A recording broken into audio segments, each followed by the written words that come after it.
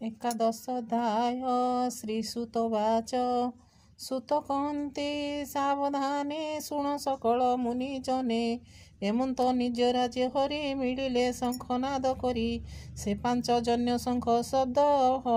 हरिला प्रजांक विषाद सेनाद स्वरे जेते दूरे जन्म मरण पाप हरे सेनाद स्फुरे घन घन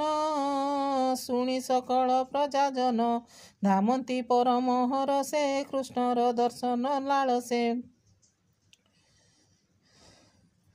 विविध उपायन हस्ते मिलिले गोविंद अग्रते रवि समीपे दीपपंथी दिवसे जेम सन्य दिशंती से हरि परिपूर्ण काम आत्मा प्रकाशे आत्मा राम वीर निकटे रुंड होई सकले हरि कर सकले सिरे कर देई बालक पिता गमने हरस हुई जेसने आनंदे कृष्ण मुख चाहि कहती सिरे कर देई भोनाथ परम कारण तोहर अभय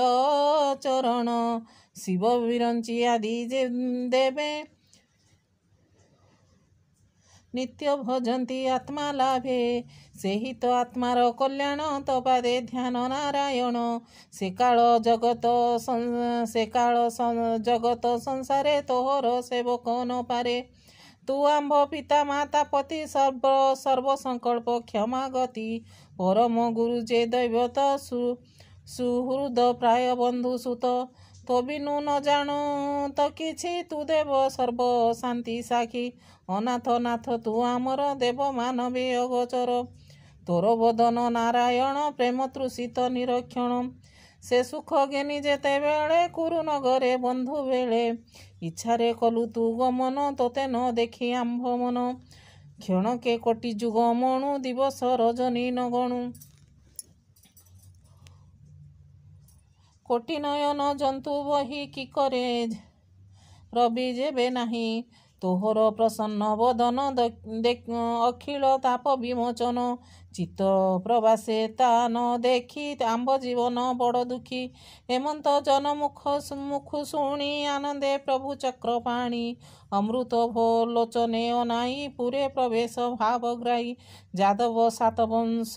मिली सबदे पुरे महिस्थली मत मातंग सखर रथे मत मातंग सखर रथे मुंडिन अलंकार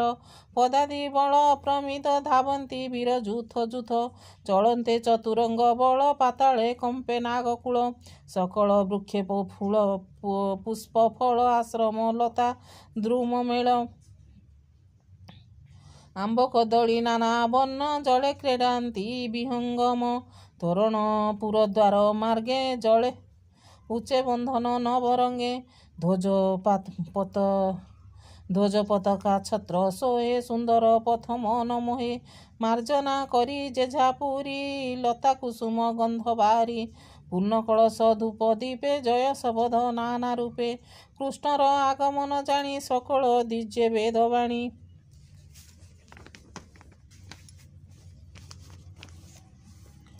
राम क्रूर उग्रसन कृष्णर जेतक नंदन हरस पूजिला मन उपेक्षी शयन भोजन उत्तम हस्ति सज करी जादव मंगल उचारी मंगल वेद मार्गेश्वरे मार्गे चलिले विप्रवरे शंख मौरी भेरी तुरी जे बाद्ये मंगल उचारी हेमंतपुर जनपथे आनंदे मिलिले समस्ते सत्य सहस्र बारंगना से पुरे जगती मोहना कुंडल लंबित श्रवणे नुपुर बाजई चरणे सुंदर पंकज लोचन नयने पूरित अंजन अलता तिलक कुसुम देव मानवे मनोरम नर्तकी बंदीगण सुते आगे चलती जुथे जुथे कृष्णर अद्भुत चरित मंगल कले बाद्य गीत चलिले श्रीकृष्णर पासे सकल परम हरसे गोविंद देखी पुरजन तत्क्षणे उपेक्षी शयन से हरि सर्वगुण निधि बंधु पुछिले यथा विधि ताहांकु करी नमस्कार आनंदे धरी करे कर କାହାକୁ କରେ ଆଲଙ୍ଗିନ, କାହାକୁ ଦିଅନ୍ତି ଚୁମ୍ବନ, କାହାକୁ ମନ୍ଦ ହାସେ ଚାହିଁ ଭାବେ ତୋଷିଲେ ଭାବଗ୍ରାହୀ, ଆଶ୍ୱାସ କରି ପୁରଜନ ତୋଷିଲେ ବିପ୍ରଜନ ଧନ, ଚଣ୍ଡାଳୁ ବ୍ରହ୍ମ ଯାଏ ପୂଜା କରି ତୋଷିଲେ ଦେବରାଜା, କୁଳ ପୂଜିତ ଜ୍ଞାତି ବୃନ୍ଦ କୃଷ୍ଣଙ୍କୁ କରି ଆଶୀର୍ବାଦ, ପୁରେ ପ୍ରବେଶ ଜନାର୍ଦ୍ଦନ ଦ୍ୱାରକା ପୁରେ ବନ୍ଧୁଜନ, ତତ୍କ୍ଷଣେ ଗଲା ଦୂର କରି ଆରଇ ଅଟାଳି ପାଚେରୀ, ନାନା ମଙ୍ଗଳ ନିଜ ପୁରେ କୃଷ୍ଣ ବଦନ ନିରନ୍ତରେ, ଦେଖି ସନ୍ତୋଷ ହୋଇ ମନେ ମନେ ଅମର ଜେନେ ସୁଦ୍ଧା ପାନେ, ଲକ୍ଷ୍ମୀ ନିର୍ମାଣ ଯାର ଅଙ୍ଗ କେ ଲୋଭି ପାରେ ତାର ସଙ୍ଗ, ସାଧୁ ସୁପନ୍ନ ଯାର ଗାତ୍ରେ ପ୍ରାଣୀ ଲୋଚନ ଜ୍ଞାନ ମାତ୍ରେ, ଯାହାର ଚାରିଭୁଜ ତୁଲେ ବାସବ ଆଦି ଦିଗ ପାଳେ, ଯାହାର ଭୟ ଚରଣ ଭକ୍ତଜନଙ୍କ ଶରଣ, ଧବଳ ଛତ୍ର କେବା ଧରେ କେବା ଚାମର ବିଞ୍ଚେ କରେ,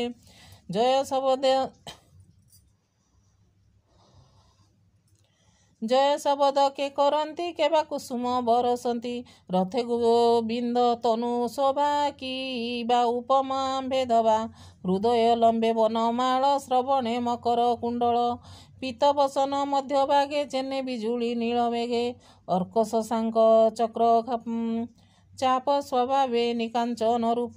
ପୁରେ ପ୍ରବେଶ ବ୍ରହ୍ମରାଶି ତତ୍କ୍ଷଣେ ମାତୃଗଣ ଆସି, ଆନନ୍ଦେ କଲେ ଆଲଙ୍ଗିନ କୃଷ୍ଣଙ୍କୁ କରିଣ କଲ୍ୟାଣ, ଦେବକୀ ଆଦି ପିତୃ ନାରୀ ଚରଣେ ନ ମିଳେ ମୁରାରୀ, ସକଳ ମାତୃଗଣ ମିଳି କୋଳେ ବସାଇ ବନବାଣୀ, ଅତ୍ୟନ୍ତ ପୁତ୍ର ସ୍ନେହ ଭରେ କ୍ଷୀର ସବଇ ପୟ ଧରେ, ଅତି ଆନନ୍ଦେ ଅଶ୍ରୁ ନେତ୍ରେ ପୁଲକ ରୋମପନ୍ତି ଗାତ୍ରେ, ମାତୃଗଣଙ୍କ ସଙ୍ଗେ ହରି ନିଜ ଭୁବନେ ବିଜେ କରି, 16,000 ନାରୀଙ୍କର ବିରାଜେ ରତ୍ନମୟ ପୁର, ସକଳ କାମନା ଆରାମ ଜହି ବିଜୟ ପୁଣ୍ୟ କାମ, ମାୟାରେ ବଳେ ବନମାଳୀ ପତ୍ନୀ ଭୁବନେ ବିଜେ କରି, ଅଷ୍ଟ ଅଧିକ ଶତ ନାରୀ 16,000 ପରିବାରୀ, ପଶିଲେ ଏତେ ରୂପ ହୋଇ ହାସ୍ୟ କଟାକ୍ଷେ ମନମୟୀ, ଉତ୍ସବ ଦେଖି ନିଜ ପତି ସମ୍ଭ୍ରମେ ସକଳ ଯୁବତୀ, ପୁରେ ଗୋବିନ୍ଦ ମୁଖ ଦେଖି ନିର୍ମଳ କଲେ ବେନି ଆଖି, ଅନ୍ତରେ ସ୍ୱାମୀ ରୂପ ଧରି ନିବିଡ଼େ ଆଲଙ୍ଗିନ କରି, ସ୍ୱଭାବେ ଲଜ୍ଜିତ ବଦନ ଲୋତକେ ପୁରଇ ନୟନ, କୃଷ୍ଣଙ୍କୁ ପାଇ ଏକ ଚିତେ ତଥାପି କୃଷ୍ଣ ପଦାଗ୍ରତେ, ଅତି ବିରତି ନବ ସ୍ୱାମୀ ଚରଣେ କଲେ ଭାବ, ପତିଙ୍କ ପାଦ ସେବା କଲେ କେ ତାହା ଛାଡ଼ି ପାରେ ଭଲେ, ଲକ୍ଷ୍ମୀ ଯେ ସ୍ୱଭାବେ ଚଞ୍ଚଳା ସେହି ନ ଛାଡ଼େ ପ୍ରତି ବେଳା, ଏହି ପ୍ରକାରେ ନରହରି ବଳେ ଧରଣୀ ଭାରା ହରି,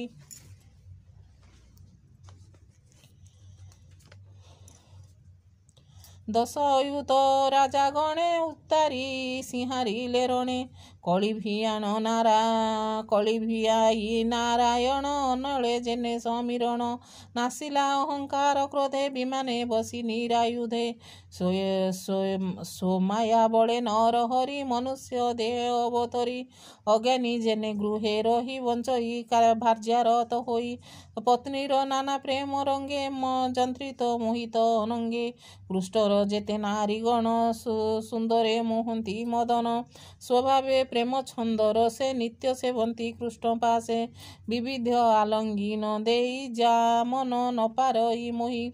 ଏ ଜୀବ ଲୋକେ କାହୁଁ ଜାଣେ ଆପଣା ତୁଲ୍ୟ କରି ମଣେ, କାହୁଁ ପାରିବ ବଶ କରି ନିର୍ଲୋପେ ପ୍ରଭୁ ନରହରି, ସେ ହରି ଶ୍ରୀପଦ୍ମ ଚରଣ ସୁଜନେ ଚିନ୍ତ ଅନୁକ୍ଷଣ, କହଇ ବିପ୍ର ଜଗନ୍ନାଥ ପ୍ରଥମ ସ୍କନ୍ଧେ ଭାଗବତ, ଇତି ଶ୍ରୀମଦ୍ଭାଗବତେ ମହାପୁରାଣେ ପରମହଂସ ସଂହିତାଏ 82 ପ୍ରଥମ ସ୍କନ୍ଧେ ଶ୍ରୀକୃଷ୍ଣ ସମାଗମ ନାମ ଏକାଦଶୋଧ୍ୟାୟ।